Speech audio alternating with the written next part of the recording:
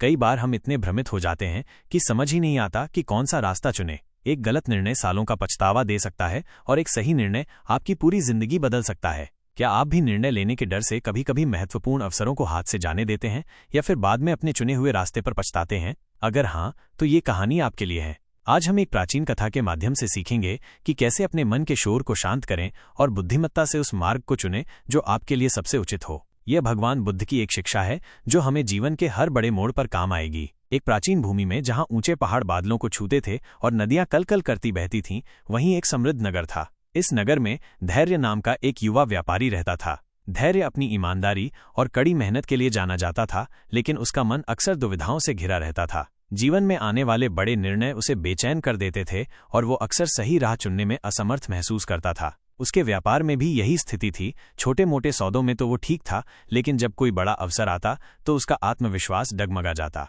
एक दिन धैर्य के सामने एक ऐसा व्यापारिक अवसर आया जिसने उसके मन को पूरी तरह से विचलित कर दिया। ये एक ऐसा सौदा था जिसमें अपार लाभ की संभावना थी, लेकिन साथ ही अगर ये सफल न होता तो धैर्य अपना सब कुछ खो सकता था। रातें उसकी नींद में गुजरने लगीं और दिन चिंता में बीतने लगे। उसका मन अशांत हो गया था, जैसे एक तूफानी समुद्र। उसे समझ नहीं आ रहा था कि वो जोखिम उठाए या सुरक्षित रास्ता चुने। अपनी इस बेचैनी को लेकर धैर्य ने नगर से कुछ दूर शांत वन में स्थित एक प्रसिद्ध आश्रम की ओर रुख किया। इस आश्रम में एक वृद्ध और परम ज्ञानी भिक्षु रहते थे, जिन्हें लोग अपनी समस्याओं के समाधान के लिए दूर दूर से आते थे। भिक्षु अपने गहरे ध्यान और जीवन के सत्यों पर उनकी स्पष्ट दृष्टि के लिए जाने जाते थे। धैर्य आश्रम पहुंचा और भिक्षु को प्रणाम किया। उसने अपनी चिंता व्यक्त की। भगवान, मेरे सामने एक ऐसा निर्णय है जिसने मेरी रातों की नींद और दिन का चैन छीन लिया है। मैं इस बड़े व्यापारिक अवसर को लेना चाहता हूं, पर असफल होने का डर मुझे खाए जा रहा है। यदि यह सफल हुआ तो मैं अपने परिवार को सुखमय जीवन दे पाऊंगा, पर यदि विफल हुआ तो हम दरिद्रता में डूब जाएंगे। कृपया मेरा मार्गदर्शन करें, मैं इस द्वंद्व से कैसे निकलूं? भिक्षु ने धैर्य की बात शांतिपूर्वक सुनी। उनके चेहरे पर वही अटल शांति थी जो गहरे ध्यान से आती है। उन्होंने धीरज से प्रतीक्षा की जब तक धैर्य अपनी पूरी बात कह नहीं चुका। फिर भिक्षु ने एक गहरी सांस ली, मानो वातावरण की सारी अशांति को सोख लिया हो, और फिर उसे एक मीठी शांत आवाज में बाहर निकाल दिया। भिक्षु ने मुस्कुराते हुए धैर्य से कहा, प्रिय धैर्य, हर निर्णय एक यात्रा है, केवल एक गंतव्य नहीं। अक्सर हम गंतव्य पर इतना ध्यान केंद्रित कर देते हैं कि यात्रा के हर कदम को भूल जाते हैं। आओ मेरे पास बैठो, मैं तुम्हें एक कहानी सुनाता हूँ, 3 सरोवरों की कहानी। धैर्य भिक्षु के पास बैठ गया। उसकी उत्सुकता उसकी चिंता को कुछ हद तक कम कर रही थी। भिक्षु ने कहना शुरू किया, कल्पना करो कि तुम्हें एक राजा ने आदेश दिया है कि तुम उसके लिए सबसे शुद्ध और सबसे मीठा पानी लेकर आओ। तुम्हारे सामने 3 बड़े सरोवर हैं और तुम्हें उनमें से किसी एक से पानी चुनना है, पर तुम्हें नहीं पता कि कौन सा सरोवर सबसे अच्छा पानी देगा। पहला सरोवर, अज्ञान का सरोवर। पहला सरोवर ऐसा है, धैर्य, जो गहरे कोहरे और धुंध से ढका है। तुम उसके पानी की सतह भी ठीक से नहीं देख सकते, नहीं उसके तल को। उसकी गहराई का कोई अनुमान नहीं है। यदि तुम बिना कुछ जाने इसमें कूद पड़ोगे तो हो सकता है तुम्हें केवल कीचड़ भरा पानी मिले, या तुम उसमें फंस जाओ और डूब भी सकते हो। इसी प्रकार भिक्षु ने अपनी बात जारी रखी, जब तुम कोई निर्णय लेते हो तो सबसे पहले तुम्हें यह सुनिश्चित करना चाहिए कि तुम्हें असली समस्या या अवसर स्पष्ट है या नहीं। क्या तुम उस विषय को पूरी तरह समझते हो जिस पर तुम्हें निर्णय लेना है? अक्सर हम किसी बात की केवल ऊपरी परत को देखते हैं, उसकी चमक से मोहित हो जाते हैं, लेकिन उसकी गहराई या उसके छिपे हुए खतरों को नहीं देखते। क्या तुम सच में इस व्यापारिक अवसर को पूरी तरह से समझते हो या केवल उसके संभावित लाभ से आकर्षित हो रहे हो? भिक्षु ने धैर्य की आंखों में देखा। कोहरा हटाओ धैर्य, अपने मन के कोहरे को दूर करो। प्रश्न पूछो, विचार करो और तब तक आगे मत बढ़ो जब तक तुम्हें यह स्पष्ट न हो जाए कि तुम्हें वास्तव में किस चीज पर निर्णय लेना है। धैर्य ने सिर हिलाया। उसने स्वीकार किया कि उसने शायद अवसर की पूरी गहराई को समझने से पहले ही उसके लाभों पर ध्यान देना शुरू कर दिया था। दूसरा सरोवर, अपूर्ण जानकारी का सरोवर। अब दूसरे सरोवर की कल्पना करो, भिक्षु ने कहा। यह सरोवर ऐसा है जहां पानी आधा साफ और आधा गंदा है। तुम्हें कुछ चीजें दिख रही हैं, शायद कुछ मछलियां तैरती दिखें या किनारे पर कुछ कमल के फूल, पर पूरी सच्चाई तुम्हें नहीं दिख रही। हो सकता है कुछ जगहें बहुत गंदी हों या कुछ जगहें इतनी छिपी हों कि तुम्हें उनका अनुमान भी न हो। और इस सरोवर तक जाने के कई रास्ते हैं, पर तुम्हें पता नहीं कि सबसे सीधा और साफ रास्ता कौन सा है। तुम्हें यह भी नहीं पता कि सबसे शुद्ध पानी कहाँ मिलेगा। ठीक इसी तरह भिक्षु ने समझाया, जब तुम किसी निर्णय के लिए जानकारी इकट्ठा करते हो तो सुनिश्चित करो कि वह अधूरी न हो। क्या तुमने केवल वही जानकारी देखी जो तुम्हें पसंद आई? क्या तुमने उस अवसर के सभी पहलुओं को समझने की कोशिश की है? उसके संभावित खतरे, उसकी सीमाएं?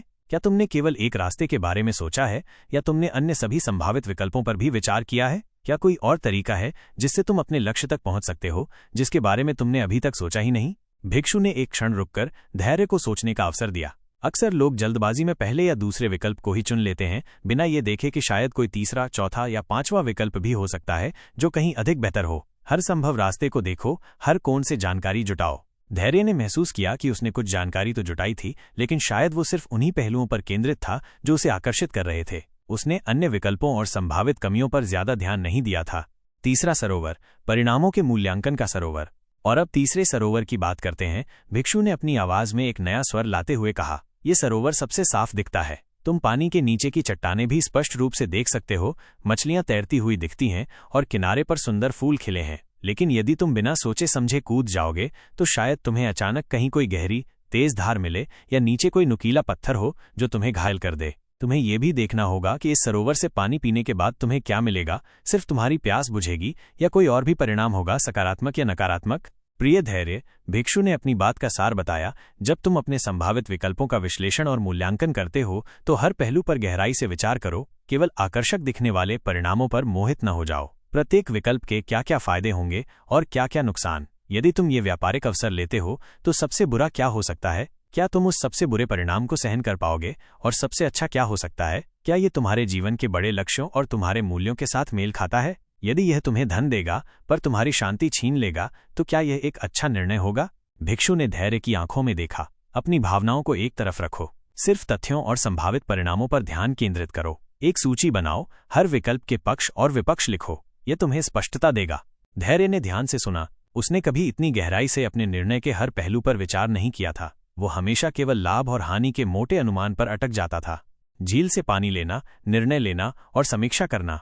अब धैर्य, भिक्षु ने अपनी बात पूरी करते हुए कहा, जब तुमने इन तीनों सरोवरों को ध्यान से देख लिया, हर पहलू को समझ लिया, हर रास्ते को जान लिया और हर परिणाम को तौल लिया, तो अब तुम शांत मन से सही सरोवर से पानी चुन सकते हो। तुम अपनी बुद्धि, अपने ज्ञान और अपने अंतर्ज्ञान के आधार पर सबसे उपयुक्त विकल्प चुनो।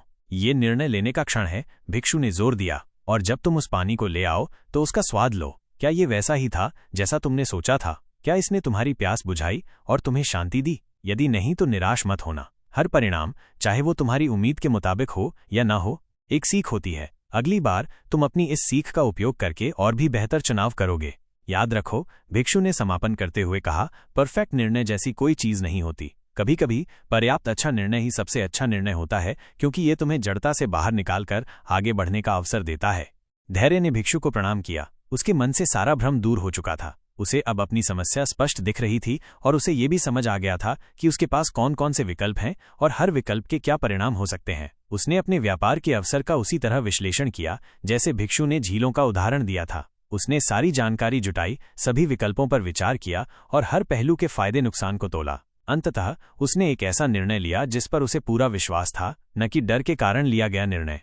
इस कहानी से हमें यही सीख मिलती है, जीवन में जब भी कोई कठिन निर्णय आए तो जल्दबाजी मत करो। पहले अपनी समस्या को पूरी तरह समझो, फिर सभी जानकारी जुटाओ और हर संभव विकल्प देखो। उसके बाद प्रत्येक विकल्प के अच्छे बुरे परिणामों का गहराई से विश्लेषण करो और अंत में शांत मन से सबसे उपयुक्त विकल्प चुनो और अपने निर्णय के परिणामों से हमेशा सीखते रहो। यही बुद्धिमत्ता का मार्ग है और इसी मार्ग पर चलकर हम अपने जीवन में सही निर्णय ले सकते हैं।